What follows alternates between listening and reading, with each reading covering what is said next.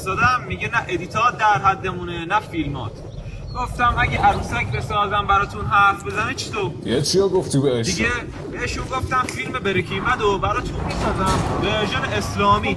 دیگه میتونی شبکه 4 هم بذاری. شیره یه سیگار سیتش بزنم. اما دست خوش سرنه.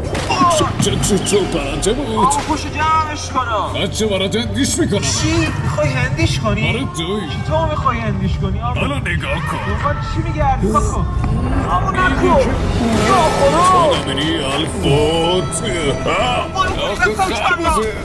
زکی خوب خوردی. اما تو که از صدا سیما مصیبت داری. درتته. ما ای کارا نمی‌کنیم ولی بازم قبولمون ندارن. نمیدونیم چیکار کنیم. یکی هم بارش نیست نه. بچه احسان من خورد نکن. میزنم خوردت میکنم.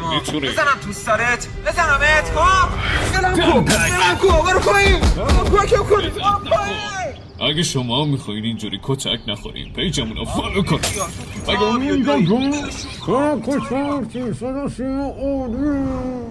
حال میکنی چه فیلمایی براتون میزنم حضرت عباسی؟ فقط باید رو مواد باشی که همچه فیلمایی بزنی. ها؟